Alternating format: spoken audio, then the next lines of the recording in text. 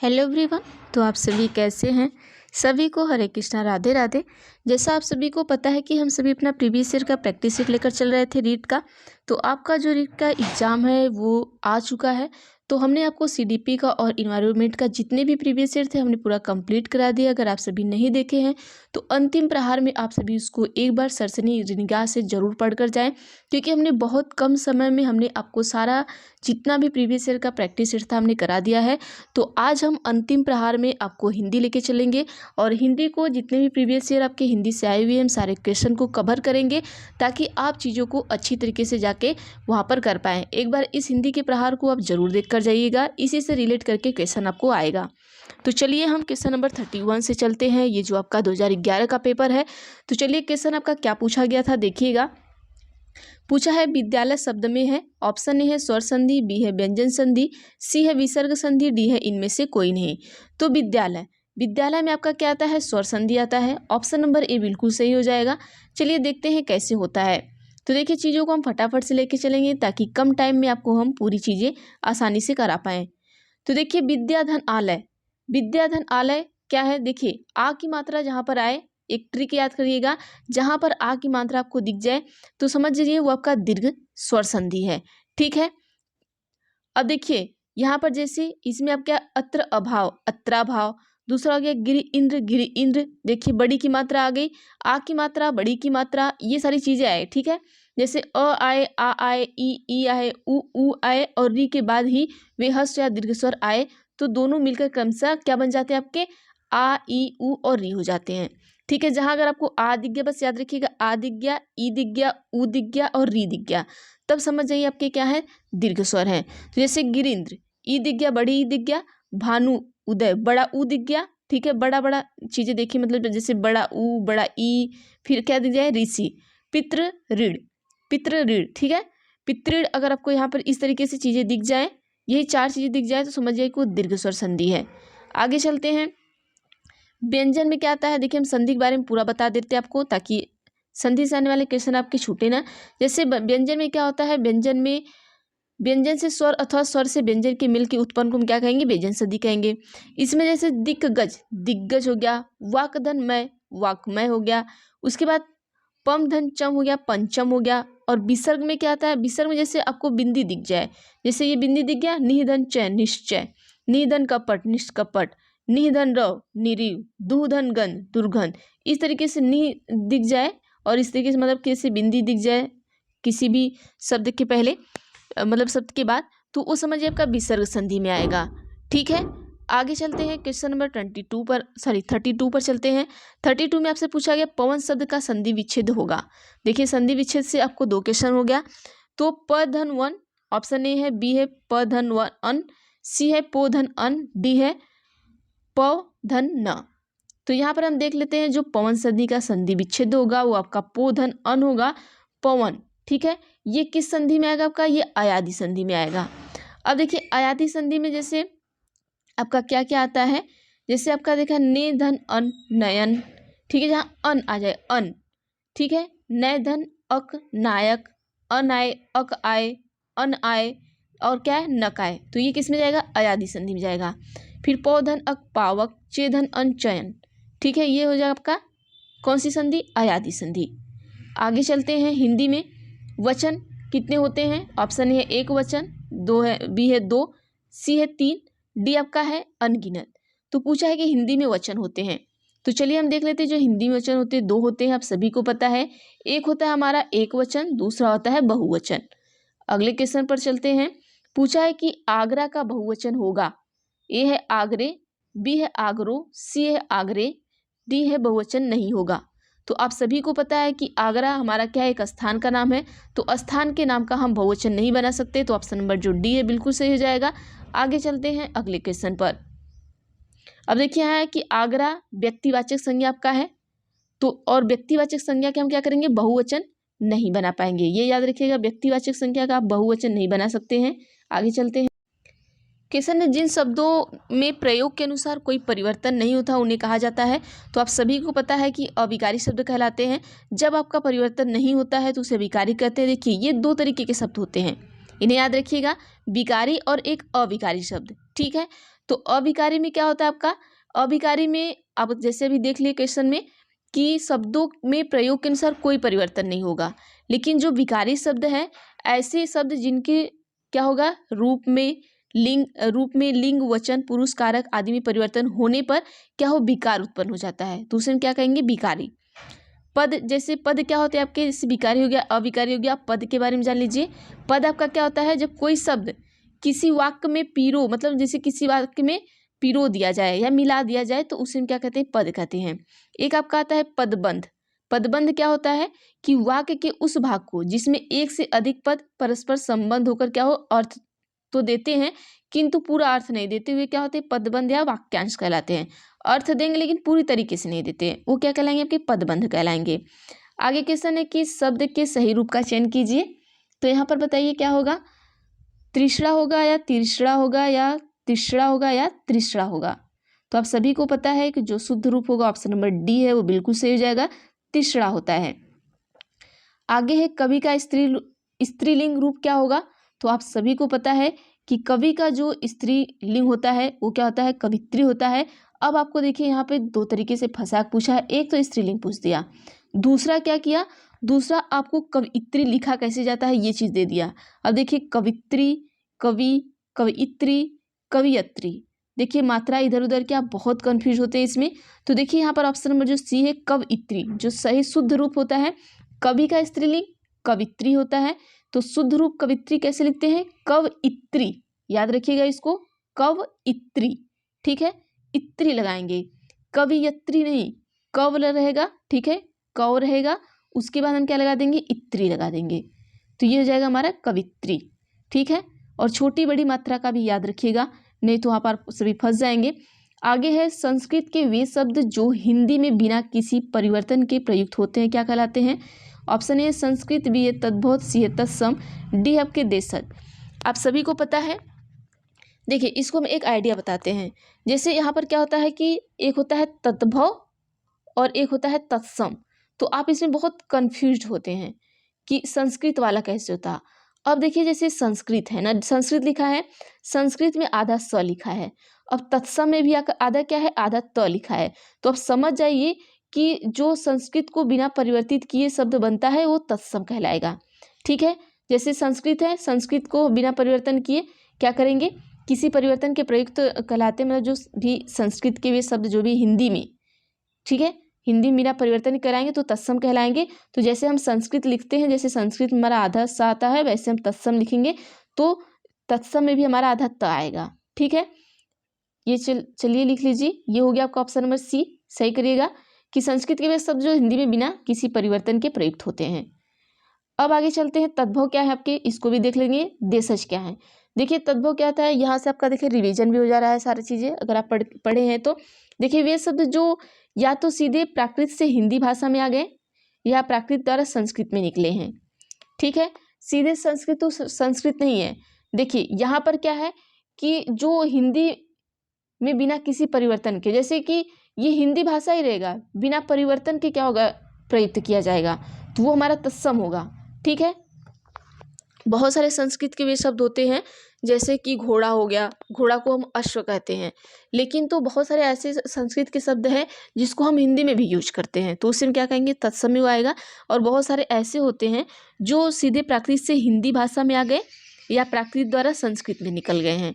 और देशज क्या आपका होता है, वे शब्द जिनकी व्युत्पत्ति, ठीक है व्युत्पत्ति का पता नहीं चलता उन्हें देशज कहते हैं, ठीक है। देशज किसे कहते हैं, जिसकी व्युत्पत्ति मतलब जिसका कहाँ से उत्पन्न हुआ उसका पता ही नहीं चलेगा। जैसे क्या कहते हैं देशज, जैसे लोटा हो गया और हियाना हो गया, फिर जैसे अलग अलग तरीके से शब्द जैसे देसी भाषा हम लोग बोलते हैं वो शब्द हमें पता नहीं कि ये आया कहाँ से है, बस हम बोलते हैं। थाली को थरिया बोलते हैं, फिर उसके बाद ग्लास को जैसे गिलास और ग्लास हो गया, फिर उसके बाद जैसे कि ग्लास मतलब शीशा होता है तो बहुत लोग गिलास को गलास बोलते हैं। तो इस तरीके से अलग अलग चीज़ें हैं जो देशज है, जैसे लोटा, थरिया और भगोना हो गया, ये सारी चीज़ें क्या हमारी देशज में आती है, इनका पता ही नहीं है कि ये आई कहाँ से हैं। आगे चलते हैं क्वेश्चन पर। क्वेश्चन है कि जब किसी समास में दोनों शब्द प्रधान हो तो उसको कहते हैं। जब दोनों पद प्रधान हो तब पूछा है। ए है द्वंद, बी है द्विगु, सी है प्रधान, डी है पुरुष, सॉरी तत्पुरुष। उत्तर दीजिए क्या होगा। तो देखिए, जब किसी समास में दोनों शब्द प्रधान हो, जब दोनों शब्द आपके प्रधान होंगे तब आपका द्वंद होगा। द्वंद का मतलब यहाँ पर देखिए होता क्या है, जैसे कि द्वंद में आपका क्या होता है कि दोनों पद क्या है, प्रधान है। तो यहाँ पर लिखा कैसे जाता है ये थोड़ा सा हम देख लेते हैं। जैसे रात और दिन हो गया, अगर रात दिन आपको दिखे तो ये द्वंद है। सीता और राम हो गया तो ये क्या है, द्वंद है। अब देखिए, बहुत से लोग इसमें द्वंद में क्या करते हैं ना, पहचानने में बहुत गलती कर देते हैं। वो क्या करते हैं, एक ट्रिक याद कर रखते हैं कि बीच में क्या हो, इस तरीके का चिन्ह हो तो वो द्वंद होगा। तो ऐसा बिल्कुल नहीं है। द्वंद का मतलब विपरीत चीजें हो, जैसे दिन रात, ठीक है, काला सफेद, जो चीजें मतलब विपरीत हो वो द्वंद में आएगा। न कि इस चिन्ह से कोई मतलब नहीं। आप एक तरीके से इस चिन्ह को पहचान सकते हैं कि हाँ ये चिन्ह लगा रहता है, बिल्कुल लगा रहता है। लेकिन अभी आपको समझ जाइए कि किसी चीज जैसे कि राजा और राजा दे दिया तो ये द्वंद नहीं होगा। यहाँ पर अगर राजा और रानी दिया तब ये जाके द्वंद होगा, क्योंकि ये इसका उल्टा है, राजा का उल्टा रानी है। जो चीजें उल्टी लिखी जाती है वही आपकी द्वंद में आती है। ये बिल्कुल याद रखिएगा, यहाँ पे चीजें आपको फंसाएगा, ठीक है। द्विगु समास में आपका क्या होता है, जैसे द्विगु में क्या होता है, जैसे द्वंद में क्या हो गया कि दोनों आपके प्रधान हो गए। द्विगु में क्या होता है, आपका प्रथम पद क्या होता है, आपका संख्यावाची होता है। जो पहला पद होगा वो संख्यावाची होगा और जो अंतिम पद होगा वो संज्ञा हो, उसे हम क्या कहेंगे, द्विगु समास। जैसे त्रिभुज, त्रिभुज में क्या है कि जो पहला आपका है क्या है, तीन भुजाओं का समाहार। तीन क्या आपका संख्या है, चार आपका क्या है, संख्या है, तो ये द्विगु समास हो गया। आगे चलते हैं तत्पुरुष समास में। तत्पुरुष समास में आपका देखते हैं, जैसे देखिए त्रिभुज में ही बहुत सारे ऐसे होते हैं, जैसे कि आप सभी देखते हैं, जैसे यहाँ पर अगर आपका इसी में अगर त्रिनेत्र दे दिया तो जो त्रिनेत्र है ये द्विगु समास में नहीं आएगा। तो वहाँ पर क्या हो जाएगा, जैसे तीन नेत्रों वाला अर्थात भगवान शिव, तो वो दूसरे समास में चला जाता है, ठीक है। तो यहाँ पर जहाँ पर आपको लास्ट में क्या है, अंतिम पद क्या हो, आपका संज्ञा हो, ये याद रखिएगा, अंतिम पद क्या हो, संज्ञा हो। आगे चलते हैं तत्पुरुष समास में। तत्पुरुष समास में क्या होता है कि जिस समास का अंतिम पद क्या हो, प्रधान हो, अंतिम पद प्रधान होगा उसे हम क्या कहेंगे, तत्पुरुष कहेंगे। इसमें बाद वाले पद की प्रधानता रहती है, कर्ता कारक संबोधन को छोड़कर से सभी कारकों में विभक्तियां लगाकर इनका समास विग्रह होता है। जैसे स्वर्ग प्राप्त, ठीक है, तत्पुरुष में स्वर्ग को प्राप्त करना, गृहत गृह को आगत, मेघाच्छन मेघ से आच्छन, तो ये क्या है, इसके अंतिम में जैसे राजकुमार, ठीक है, राजा का कुमार, ये क्या हो गया आपका, तत्पुरुष में आएगा, ठीक है, राजकुमारी। और इस तरीके से अलग अलग चीजें हैं जो आपके तत्पुरुष में आती हैं, जिसका आप याद रखिएगा अंतिम पद प्रधान आएगा वो क्या होगा, तत्पुरुष में होगा। आगे चलते हैं, अगला है शुद्ध शब्द लिखना आपको। ए है उज्ज्वल, बी है उज्ज्वल, सी है उज्ज्वल, डी है उज्ज्वल। तो यहाँ आप सभी को पता है कि उज्ज्वल जो होगा ऑप्शन नंबर डी सही होगा। देखिए बहुत लोग ए सही कर रहे होंगे, लेकिन यहाँ पर जो दोनों ज होगा दोनों आधा होगा, ठीक है, दोनों ज क्या होगा, आधा होगा आपका उज्ज्वल। तो ऑप्शन नंबर डी सही करिएगा। आगे है अनुरुक्त का विलोम शब्द है, तो अनुरुक्त का ऑप्शन है आरक्त, बी है विरक्त, सी है निरक्त, डी है आसक्त। तो यहाँ हम देख लेते हैं जो अनुरुक्त है, अनुरुक्त का विलोम आप क्या होगा, विरक्त होगा, ठीक है, इसका उल्टा क्या होता है, विरक्त होता है। और आसक्त का जो होगा आपका अनासक्त होगा, ठीक है, ये आपका डी हो गया ना, आसक्त, आसक्त का अनासक्त होगा, अनुरुक्त का विलोम क्या होगा, विरक्त होगा, ये याद रखिएगा। आगे है क्वेश्चन कि निम्नलिखित में से किस समूह में सभी शब्द तत्सम है। तत्सम अभी हमने क्या बताया कि ज्यों का त्यों जो संस्कृत का शब्द होता है वो हिंदी में भी बोला जाता है आपको। ऑप्शन ए है सरकरा, पवन ज्येष्ठ अग्नि, बी है काष्ठ घृत घोड़ा कारीगर, सी आपका है ओष्ठ किताब नानी चाकू, डी आपका है निष्ठुर चम्मच हाथी कार्य। तो चलिए इसका उत्तर जो होगा ऑप्शन नंबर ए होगा। देखिए यहाँ क्या है, चीनी को हम हिंदी में सरकरा भी बोलते हैं, हवा को हम पवन भी बोलते हैं, बड़े को हम ज्येष्ठ भी बोलते हैं, हिंदी में बोलते हैं, यही संस्कृत में भी बोलते हैं, अग्नि हम हिंदी में भी बोलते हैं और संस्कृत में भी बोलते हैं, ठीक है। बाकी ये सारे देखिए, घोड़ा हम संस्कृत में नहीं बोलते, सिर्फ हिंदी में बोलते हैं, नानी, चाकू, किताब, ये हम क्या करते हैं, जैसे कि चाकू हो गया, नानी हो गया, ये हम हिंदी में बोलते हैं। हाथी हो गया, ये हम हिंदी में बोलते हैं, लेकिन हम संस्कृत में नहीं बोलते। लेकिन ऊपर की जो सारी चीज़ें हैं ये हिंदी और संस्कृत दोनों में यूज करते हैं हम। तो वो हमारा क्या हो गया, तत्सम हो गया। आगे चलते हैं। 43 पे कि किस शब्द में कु उपसर्ग नहीं है? नहीं है पूछा है ना। ऑप्शन ए है कुरूप, बी है कुशल, सी है कुकर्म, डी है कुचाल। तो देखिए किस शब्द में कु उपसर्ग नहीं है, तो यहाँ पर हम देखते हैं किस शब्द में नहीं होगा, आपके बी में नहीं होगा, ऑप्शन नंबर बी कुशल में नहीं होगा। बाकी शब्द में कु का उपयोग किया गया है, जैसे कु उपसर्ग में कुरूप हो गया, कुकर्म हो गया, कुचाल हो गया, कुचक्र हो गया, कुमाती हो गया, कुपात्र हो गया, कुघड़ी हो गया, कुकाठ हो गया, कुढ़ंग हो गया। इन शब्दों में किसका प्रयोग किया गया है? कु का प्रयोग किया गया है। आगे चलते हैं अगले क्वेश्चन पर, क्वेश्चन नंबर 44। इन प्रत्यय का उपयोग किस शब्द में हुआ है? पुजारिन, बी है कठिन, सी है चिन्ह, डी है मीन। तो इन प्रत्यय पूछा है, ठीक है। इन प्रत्यय कहाँ लगता है? आगे, ठीक है। दो तरीके के होते हैं, एक होता है क्या आपका प्रत्यय, और एक क्या आपका होता है प्रत्यय और अप्रत्यय शब्द। तो जो प्रत्यय होता है आपका आगे लगता है, और जो अप्रत्यय शब्द होता है वो आपके जो प्रत्यय होता है वो कहाँ लगता है? वो पीछे साइड लगता है। पुजारी शब्द में इन प्रत्यय का प्रयोग हुआ है, और इन प्रत्यय जैसे चमारिन, नागिन, नातिन, पड़ोसिन, वियोगिन, ये क्या लग रहा है? अंत में लग रहा है। मालकिन आदि शब्द में प्रयुक्त हैं, ठीक है, इसको याद रखिएगा। जिसके अंत में क्या इन शब्द आए वही क्या है? इन प्रत्यय है। 45 में है कि जिसमें पहला पद संख्यावाचक हो और जो किसी समूह विशेष का बोध कराए उसे कहते हैं। अब देखिए यहाँ पर समूह विषय का दिया है, वहां पर क्या था आपका जो आपका द्विगु समास था उसमें क्या आपने देखा कि जिसका पहला संख्यावाचक हो और अंतिम क्या हो? संज्ञा हो। लेकिन यहाँ क्या है कि ये समूह विषय का बोध कराए। तो ऑप्शन ए कर्मधारय समास, बी है द्वंद्व समास, सी है अव्ययी भाव, सी है द्विगु समास। तो उत्तर दीजिए। तो इसका भी उत्तर आपका क्या होगा?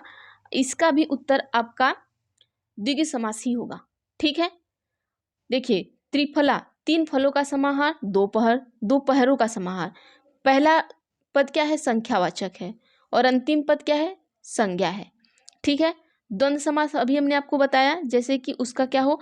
एक दूसरे का विपरीत हो, वही द्वंद्व समास हो गया। जैसे देश विदेश, राधा कृष्ण, राजा रानी, चोर सिपाही, इस तरीके के क्या है? ये द्वंद्व टाइप के हैं। और कर्मधारय में कौन सा आपका आएगा? कर्मधारय में क्या होगा आपका कि प्रथम पद विशेषण और दूसरा विशेष्य अथवा संज्ञा होता है। जैसे देखिए नराधम, अधम है नर जो, महाकवि महान है जो कवि। अब अव्ययी भाव समास में देख लेते हैं, इसमें क्या है? इसमें अब समास में पहला पद जो होता है वो अव्यय होगा और द्वितीय पद क्या होगा? संज्ञा होगा। अव्यय में क्या होगा? पहला पद क्या होगा? अव्यय होगा।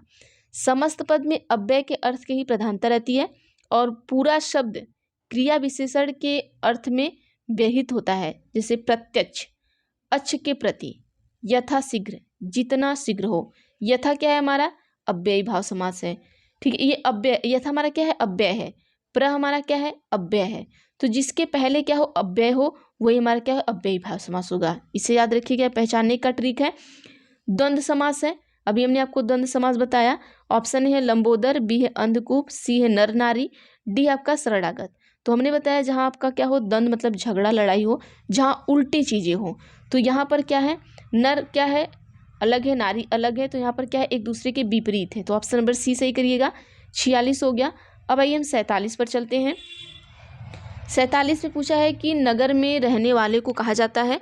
ऑप्शन ए है शहरी, बी है नागर, सी है नरनारी, डी आपके हैं शरणागत। तो आप सभी को पता है कि नगर में रहने वालों को नागर कहा जाता है। ऑप्शन नंबर बी सही कर लीजिएगा। अगले क्वेश्चन पर हम चलते हैं, क्वेश्चन नंबर 48। 48 में कहा कि जातिवाचक संज्ञा नहीं है। ऑप्शन है सैसव, बी है लोहा, सी है लकड़ी, डी है पुस्तक। तो देखिए इसमें से किसकी जाति नहीं होगी? तो यहाँ पर हम देख लेते हैं, जो सैसव होगा उसकी जाति नहीं होगी। सैसव का मतलब होता है बच्चा, छोटा बच्चा होता है। बाकी लकड़ी की जाति होती है, जैसे कि आपके शीशम की लकड़ी हो गई, और उसके बाद आम की लकड़ी हो गई, बेर की लकड़ी हो गई, तो इसकी जाति हो गई। लोहा हो गया, लोहा कच्चा लोहा हो गया, और अलग अलग तरीके के लोहे होते हैं, ठीक है। पुस्तक हो गया, अलग अलग तरीके की पुस्तक होते हैं, तो इनकी अलग अलग जातियाँ हैं। लेकिन जो सैसव है ये इसका कोई जाति नहीं है। क्या बच्चे की कोई अलग अलग जातियाँ होती हैं कि ये इस तरीके का बच्चा है, ये उस तरीके का बच्चा है? नहीं। तो यहाँ पर सैसव शब्द क्या भाववाचक संज्ञा का उदाहरण है, तो यहाँ पर नहीं होगा। और जिस संज्ञा शब्द से व्यक्ति या वस्तु के गुण या धर्म, दशा, व्यापार का बोध होता है उसे हम क्या कहते हैं? भाववाचक संज्ञा कहते हैं। याद रखिएगा, क्या होता है? व्यक्ति या वस्तु के गुण, धर्म, दशा, ठीक है। इसकी दशा यहाँ पर दर्शाई गई शैशव। शैशव अवस्था हमारी क्या है? दशा है। तो या और तथा व्यापार का बोध होता है, तो वो क्या कहता है? भाववाचक संज्ञा। ऐसे बचपन हो गया, बुढ़ापा हो गया, और जवानी हो गया, मित्रता हो गया, शैशव हो गया, तो ये हमारे क्या करते हैं? ये हमारी दशा को दर्शा रहे हैं। आगे 49 चलते हैं हम। 49 पे निम्न से किस वाक्य में संप्रदान कारक है? ऑप्शन ए है मेरा घर स्टेशन से बहुत दूर है, बी है राम घर पर सो रहा है, सी है राजा ने निर्धनों को कंबल दिए, डी है निसार खेलता है।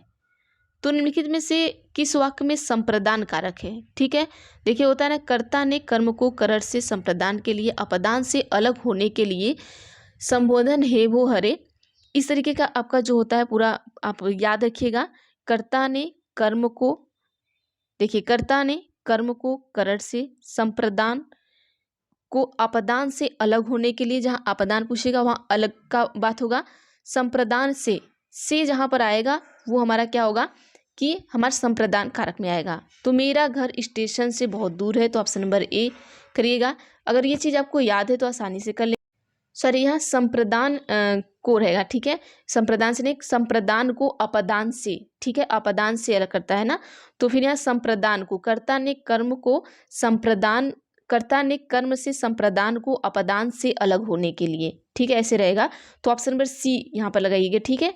आइए थोड़ा सा इसका डिटेल देखेंगे। देखिए जब हम सभी पढ़ते थे तो हमें इस तरीके से नहीं याद कराया जाता था, हमें एक श्लोक की तरह इसको याद कराया जाता था। तो आज हम आपको बता देते हैं आपको कैसे याद करना है। तो हम लोग याद करते थे कि कर्ता ने कर्म को करड़ से संप्रदान कारक को के लिए, अपदान कारक से, मतलब हम कारक नहीं बोलते थे, बस ऐसे बोलते थे, कर्ता ने कर्म को करड़ से संप्रदान को के लिए, अपदान से अलग होने के अर्थ में, संबंधे काके की रारेरी, अधिकरण मैं पै पर, संबोधन हे जी हे वो हरे, इस तरीके से आता था। तो हम लोग इस तरीके से याद किए थे। तो यहाँ से कोई भी आपको कर्ता पूछ दे, कर पूछ दे, करड़ पूछ दे, अगर ये याद है तो आप सारे क्वेश्चन कर सकते हैं, ठीक है। अगले क्वेश्चन पर चलते हैं। Question number 50। 50 में पूछा है कि वह स्वतः ही जान जाएगा में वह सर्वनाम है, ठीक है। वह सर्वनाम पूछा है, तो वह क्या है? क्या पुरुषवाचक सर्वनाम है, निजवाचक सर्वनाम है, संबंधवाचक है, या अनिश्चयवाचक है? तो यहाँ पर देखिए क्या पूछा है, वह क्या है? हमारा पुरुषवाचक है। यह किसके लिए उपयोग किया गया है? यह पुरुष सर्वनाम में आएगा। जैसे हमें देख लेते हैं कि ये पुरुषवाचक सर्वनाम में आपका आता है, ठीक है। वह स्वतः ही जान जाएगा कि वाक्य में वह शब्द क्या आपका है? पुरुष। तो ऑप्शन नंबर ए बिल्कुल सही करिएगा। देखिए पुरुषवाचक सर्वनाम में जैसे पुरुष, वक्ता या श्रोता व अन्य के नाम बदले आने वाले शब्द, जैसे यहाँ पर कोई पुरुष या कोई भी हो, उसके बदले यह क्या आ रहा है? वह आ रहा है। जब इसके बदले कोई भी सर्वनाम आएगा तो वो क्या कहेगा? वो क्या कहलाएगा? पुरुषवाचक सर्वनाम कहलाएगा। क्योंकि यह क्या कर रहा है? किसी के बदले सर्वनाम आ रहा है, तो ये क्या कहलाएगा? पुरुषवाचक। जैसे आपका मैं हो गया, तू हो गया, आप हो गया, वह हो गया, ठीक है, यह हो गया, तो ये किसी के बदले यहाँ पर रखा जा रहा है। तो ये जिसके बदले रखा जा रहा है, इसलिए इसे हम क्या कहेंगे? पुरुषवाचक सर्वनाम कहेंगे। अब संबंधवाचक क्या होता है, इसको भी जान लीजिए। संबंधवाचक में आपका है कि जिससे वाक्य में किसी दूसरे सर्वनाम से संबंध स्थापित किया जाए, ठीक है। दूसरे क्या करेंगे? दूसरे सर्वनाम से हम संबंध स्थापित करेंगे, तो संबंधवाचक हो गया। अब अनिश्चयवाचक क्या होगा? जिस सर्वनाम में किसी विशेष वस्तु का बोध न हो, उसे क्या करेंगे? अनिश्चयवाचक। अब 51 है कि संयुक्त क्रिया का उदाहरण कौन सा वाक्य है? ऑप्शन ए है रस्सी जल गई, बी है सीमा पढ़ रही है, सी है कि तुम प्रतिदिन पढ़ने आया करो, डी है कि बच्चा सोता है। तो देखिए कौन सा वाक्य? संयुक्त वाक्य, मतलब कि ये संयुक्त मतलब जो मिश्र आपका होता है, मिक्स वाला होता है। तो तुम प्रतिदिन पढ़ने आया करो, तो यहाँ पर ये क्या है? संयुक्त वाक्य है। तुम प्रतिदिन पढ़ने आया करो, ये सारी चीजें मिल गई हैं, यहाँ पर संयुक्त वाक्य है। देखिए जो क्रिया दो या दो से अधिक धातु के मेल से बने, आप याद रखिएगा, जो 2 या 2 से अधिक धातु के मेल से बने उसी को हम क्या कहेंगे, संयुक्त वाक्य कहेंगे या संयुक्त क्रिया कहेंगे। अगला है 52 का कि सरल या साधारण वाक्य किसे कहेंगे। ऑप्शन ए है जो छोटा हो, बी है जिसका अर्थ सरलता से समझ में आ जाए, सी है जिसमें एक कर्ता और अनेक क्रिया हो, डी आपका है कि जिसमें एक उद्देश्य, एक विधेय और एक ही क्रिया हो। तो देखिए, जो सरल या साधारण वाक्य है जिसमें आप सभी को पता है कि जिसमें उसका एक ही उद्देश्य हो, एक ही विधेय हो और एक ही क्रिया हो, तभी वह सरल वाक्य होगा, अन्यथा नहीं होगा। जैसे मैं काशी गया, इसमें क्या है कि आपका एक ही उद्देश्य है, एक ही विधेय है और आपका एक ही क्या है, क्रिया है। ठीक है, आगे चलते हैं। अगला क्वेश्चन है कि मोहन बाजार जा रहा है, इस वाक्य में उद्देश्य है। उद्देश्य पूछा अब आपका, जैसे यहाँ पर दे दिया, आपका उद्देश्य पूछ सकता है, विधेय पूछ सकता है और क्या पूछ सकता है, क्रिया पूछ सकता है। तो यहाँ आपको क्या पूछ दिया, उद्देश्य पूछ दिया। तो क्या मोहन उद्देश्य है, खरीदारी उद्देश्य है, घूमना उद्देश्य है या बाजार जाना उद्देश्य है। तो मोहन बाजार जा रहा है, यहाँ पर उद्देश्य क्या है, हमारा मोहन है। अब आपको तो ये लगेगा कि भाई उद्देश्य हमारा तो बाजार जाना है, नहीं, मोहन बाजार जा रहा है वाक्य में क्या होगा, मोहन कर्ता या उद्देश्य है। वो वाला उद्देश्य आप नहीं समझिएगा, यहाँ कर्ता से संबंधित है। बाजार आपका क्या जाएगा, कर्म में जाएगा, तथा जा रहा है। ठीक है, मोहन कर्ता या उद्देश्य, बाजार कर्म, तथा जा रहा है क्रिया है आपका। ये याद रखिएगा, यहाँ लिख लीजिएगा। देखिए, जो मोहन है ये कर्ता या कहाँ पर आएगा, उद्देश्य में आएगा। बाजार आपका कहाँ आएगा, बाजार आपका क्रिया में आएगा और बाजार आपका कर्म में आएगा और जा रहा है किस में आएगा, क्रिया में। क्रिया क्या कर रहा है, जा रहा है। ठीक है, कर्म का क्या कर रहा है, बाजार, और उद्देश्य क्या उसका, मोहन है। तो चलिए आगे देखते हैं। 53 के बाद 54 पर चलते हैं। 54 है कि निम्नलिखित में से मिश्रित वाक्य है। तो आप सभी को पता है कि ऑप्शन नंबर डी ही होगा, क्योंकि मैंने सुना है कि नीना पास हो गई। मैंने सुना है, एक वाक्य ये हो गया, कि नीना पास हो गई, 2 वाक्य हो गया। तो यहाँ पर क्या हो गया, मिश्रण हो गया। तो ऑप्शन नंबर डी सही करिएगा। आगे चलते हैं 55 पर। 55 में है कि किसी के कथन को उद्धृत करते समय किस विराम चिन्ह का प्रयोग किया जाता है। मतलब कोई भी कथन है, अब उसको उद्धृत कर रहे हैं तो किस विराम चिन्ह का प्रयोग करेंगे, ये आपको बताना है। ऑप्शन ए है विस्मयवाचक चिन्ह, बी है अवतरण या उद्धरण चिन्ह, सी है प्रश्नवाचक चिन्ह, डी आपका है निर्देशक चिन्ह। तो अगर उद्धृत करते हैं तो हम किस चिन्ह का प्रयोग करते हैं। तो देखिए, यहाँ पर चिन्ह हम आपको बता दे रहे हैं। ऑप्शन नंबर बी को सही कर लीजिएगा आप यहाँ पर, उसके बाद हम बताते हैं। अवतरण चिन्ह का उपयोग करेंगे। जैसे अगर विस्मयवाचक चिन्ह रहेगा तो इस तरीके का चिन्ह होता है, इसका आप सिंबल देख लीजिए किस तरीके का होता है। प्रश्नवाचक इस तरीके होता है, निर्देश चिन्ह इस तरीके का होता है, अवतरण या उद्धरण इस तरीके का होता है। देखिए, हम किसी कथन को उद्धृत करते हैं, जैसे कि मान लीजिए कोई कवि है, उन्होंने एक कथन लिखा है, तो हम क्या करते हैं, यहाँ पर ऐसे करते हैं, फिर यहाँ पर उस तरीके से जब खत्म होता है तो ऐसे करते हैं, और इसके बीच में उनका कहना कथन लिख देते हैं। ठीक है, जैसे कोई कवि है, लिख दिए कि विज्ञान हमारे लिए बहुत अधिक महत्व है और विज्ञान से संबंधित जो भी चीज़ें हैं वो हमारे वातावरण में मौजूद है, या फिर कुछ भी इस तरीके का वाक्य लिख दिए, ये उनका कथन हो गया। ठीक है, जैसे हमारा ही कथन हो गया कि जो रीट है, वो रीट के जो पेपर है वो बहुत कठिन होते हैं, और इस तरीके से हमने जो भी कथन अपना को जो भी हमारा विचार हमने लिख दिया।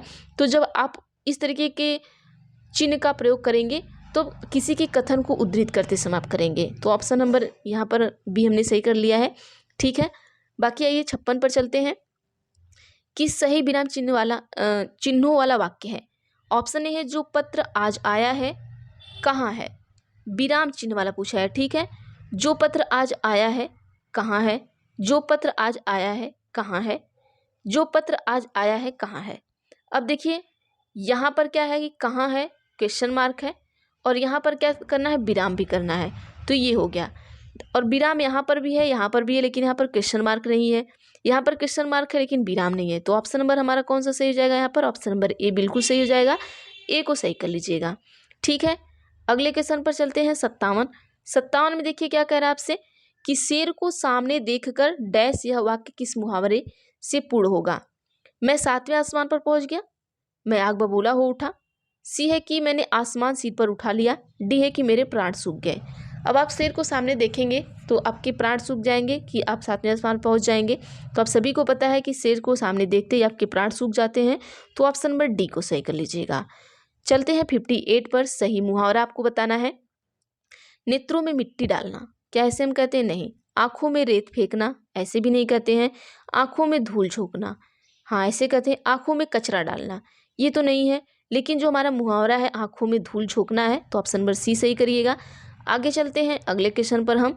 हाथ ना आना, इस मुहावरे का निकटतम अर्थ पूछा आपसे।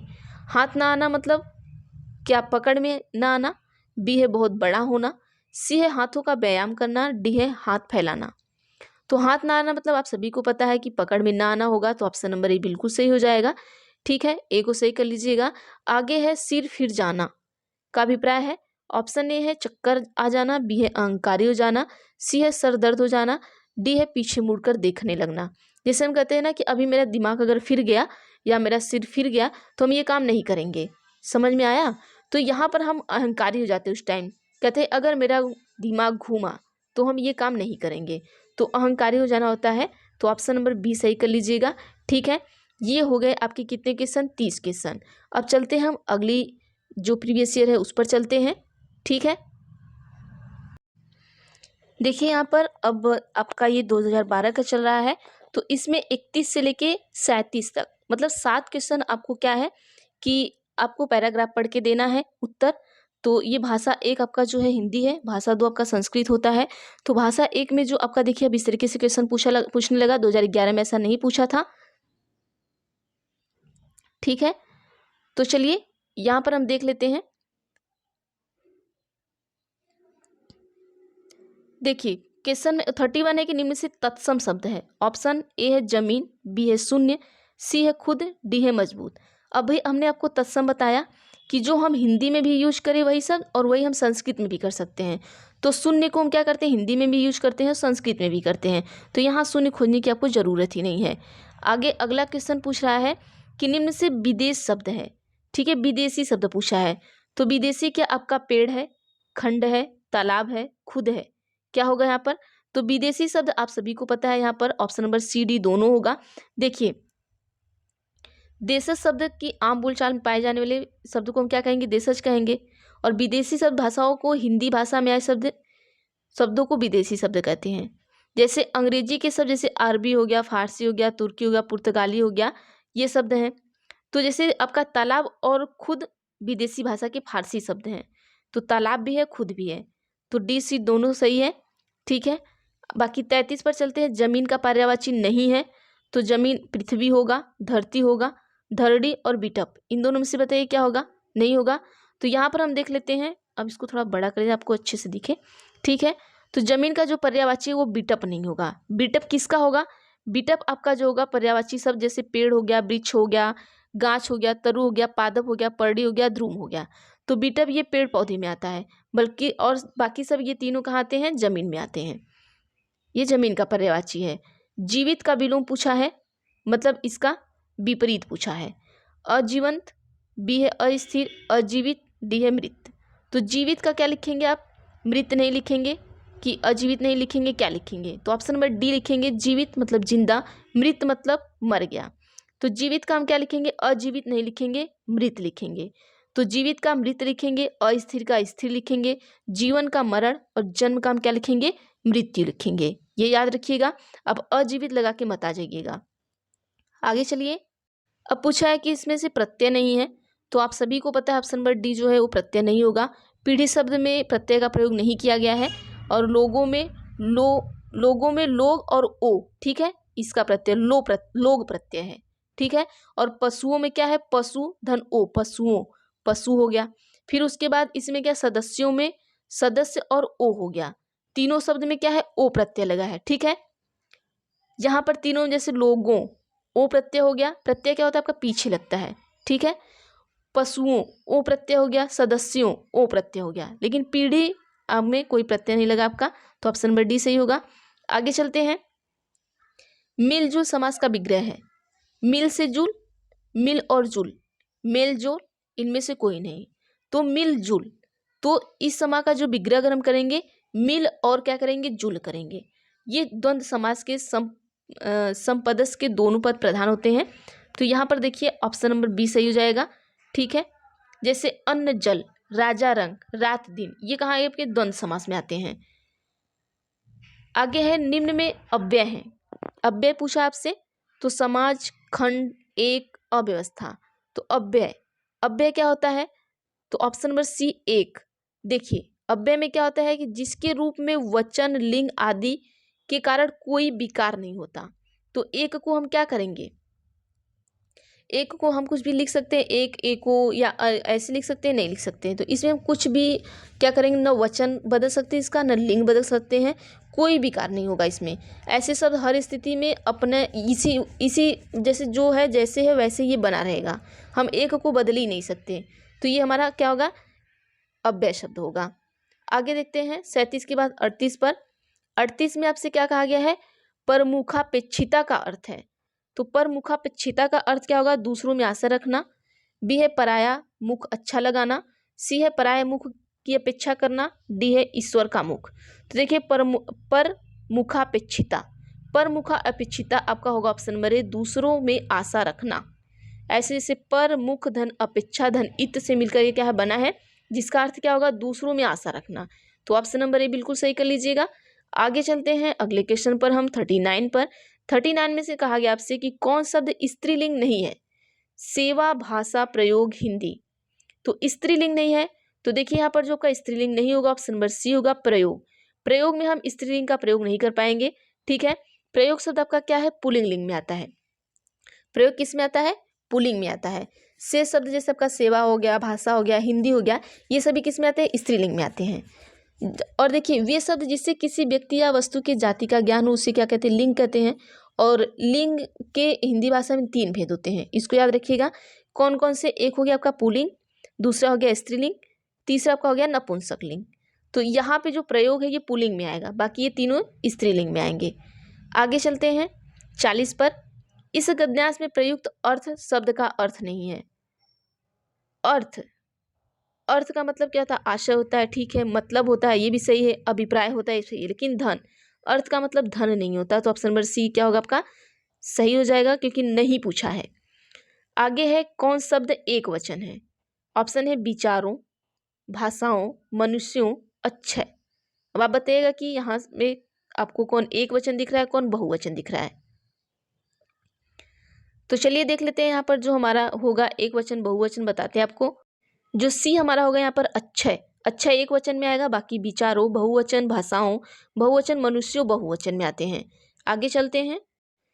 क्वेश्चन आपसे पूछा है कि कीमत शब्द का बहुवचन, मतलब कीमत का जो बहुवचन क्या होगा, ए है कीमती, बी है कीमतों, सी है कीमतों, और डी आपका है कीमत। तो देखिए यहाँ पर आपको ना क्या करना है, आपको पता होता है कि कीमत का बहुवचन कीमतों होगा, लेकिन आप ये कंफ्यूज होते हैं कि कीमतों ये वाला लिखेंगे या कीमतों ये वाला लिखेंगे। तो यहाँ पर आप छोटी मात्रा बड़ी मात्रा का ध्यान रखिएगा। तो ऑप्शन नंबर बी सही करिएगा। जो बी होगा कीमतों, ठीक है, इसको हम लिखेंगे, न कि इसको। ठीक है, तो ये एक वचन से बहुवचन बनाने के नियम हम थोड़ा सा आपको दिखा देते हैं। यहाँ पर देख लीजिएगा, अब तो टाइम नहीं है कि नियम हम बनाएं। जो अकारात्मक पुल्लिंग, मतलब कि आ को ए कर दिया जाता है, आप सभी को पता है। आ को क्या कर देंगे, एक, ए कर देंगे, और इकारांत को क्या करेंगे, या कर देंगे, जैसे चिड़िया। ठीक है, ये होता है पक्षियाँ, इस तरीके से कर देंगे। और अकारांत स्त्रीलिंग में आ के बाद ए जोड़ देंगे, और अकारांत स्त्रीलिंग शब्द में अ को ए करके बहुवचन बनाएंगे। ठीक है, तो ये हो गया। अब है माध्यम का बहुवचन। ऑप्शन है माध्यमा, बी है माध्यमिक, सी है माध्य, फिर माध्यमों। तो आप सभी को पता है कि यहाँ पर माध्यमों हो जाएगा, ओ यहाँ पर लग जाएगा। माध्यम का बहुवचन क्या हो जाएगा, माध्यमों। ऑप्शन नंबर डी सही कर लीजिएगा। आगे चलते हैं अगले क्वेश्चन पर। आप सभी को पता है कि वचन 2 प्रकार का होता है हमारा, एक होता है एक वचन, दूसरा होता है बहुवचन।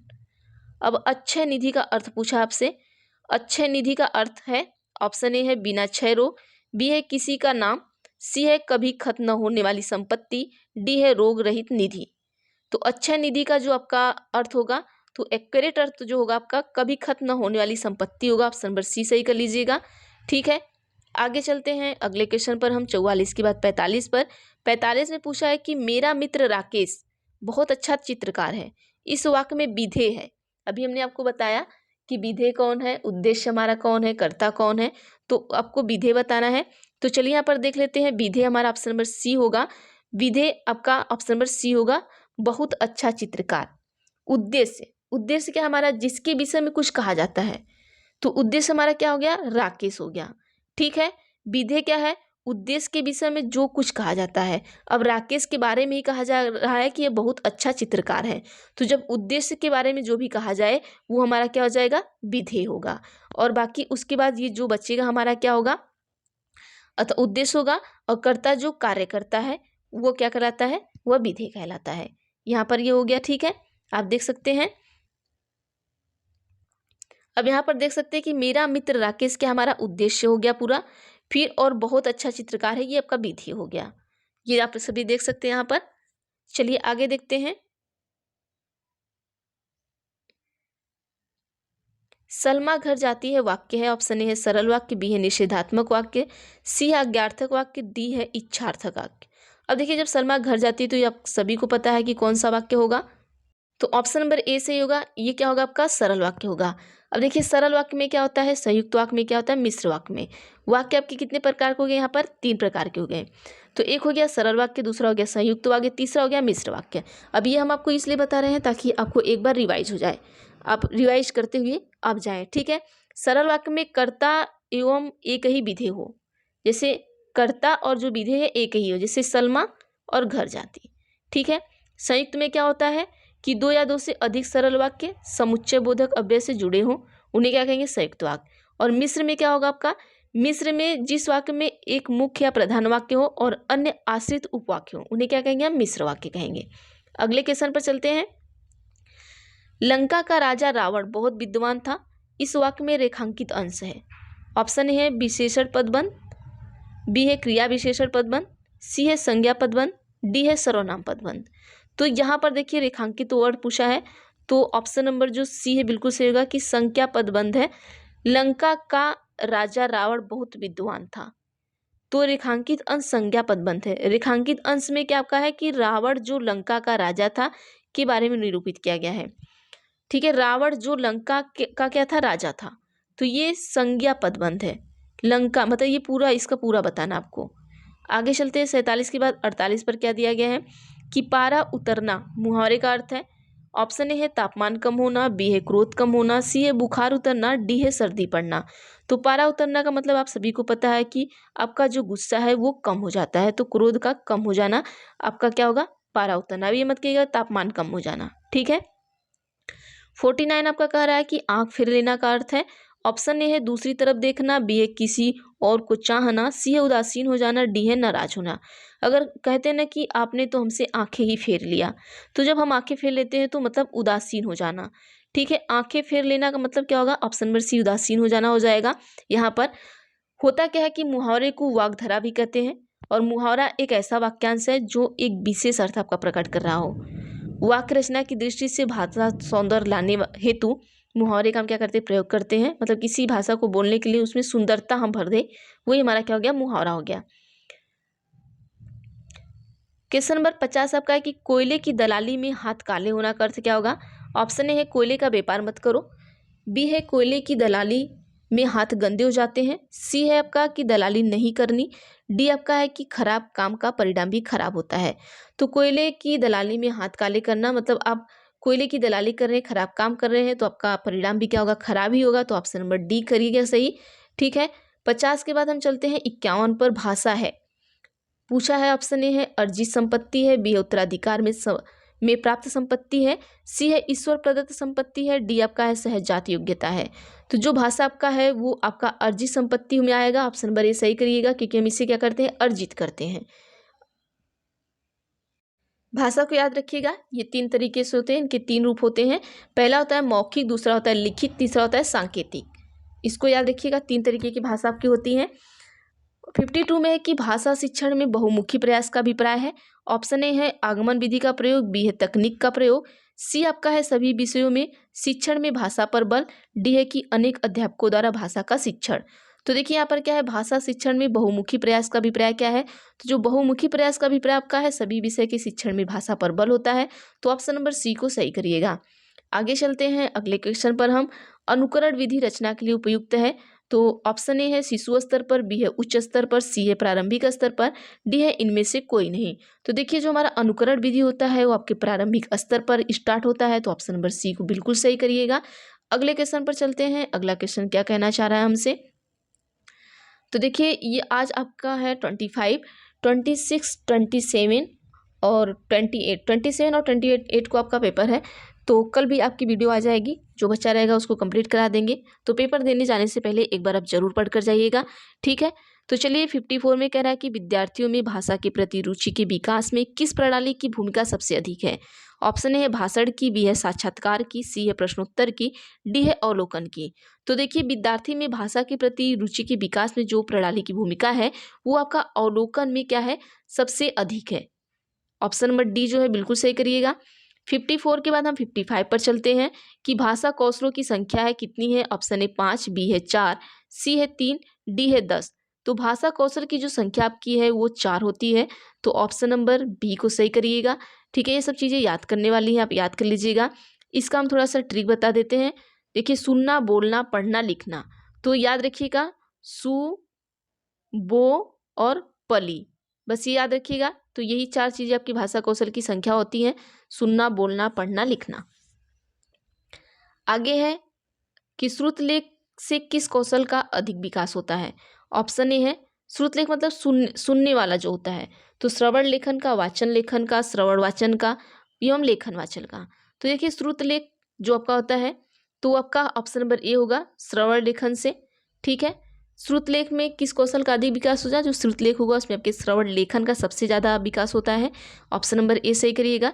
56 के बाद आते हैं हम 57 पर। 57 में कि कौन अशुद्ध वर्तनी का कारण नहीं है।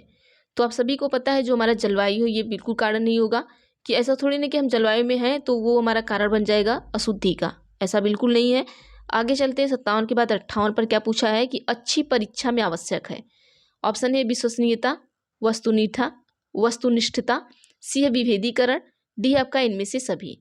तो देखिए अगर आप अच्छी परीक्षा ले रहे हैं तो आपको सबसे ज़्यादा इंपॉर्टेंट क्या होना चाहिए, तो ये चीज़ें सारी चीज़ें होंगी। आप में विश्वसनीयता होनी चाहिए, आपके पेपर में जो भी पेपर बना रहे हैं उसमें वस्तुनिष्ठता भी होनी चाहिए और विभेदीकरण भी होना चाहिए। तो सभी सही होंगे, ऑप्शन नंबर डी सही करिएगा। आगे चलते हैं अगले क्वेश्चन पे 58 के बाद 59 पर चलते हैं। 59 में पूछा है कि मूल्यांकन उपयोगी है। ऑप्शन है विद्यार्थी की प्रगति जानने में, बी है विद्यार्थी की कक्षा उपस्थिति जानने में, सी है विद्यार्थी के आचरण जानने में, डी है इनमें से सभी।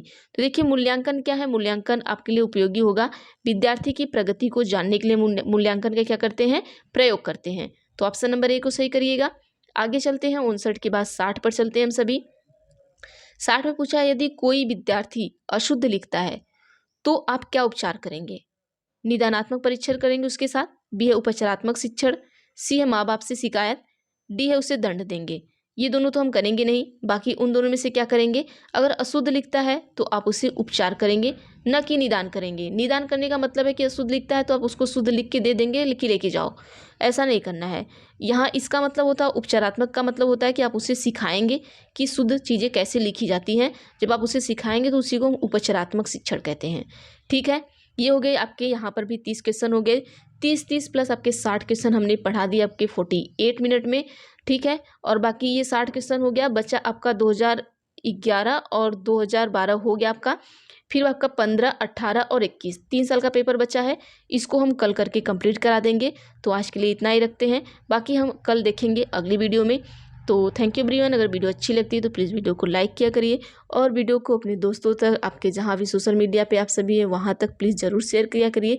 आपके एक लाइक से हमें मोटिवेशन मिलता है, ना कि कोई पैसे मिलते हैं। तो थैंक यू एवरीवन, मिलते हैं नेक्स्ट वीडियो में।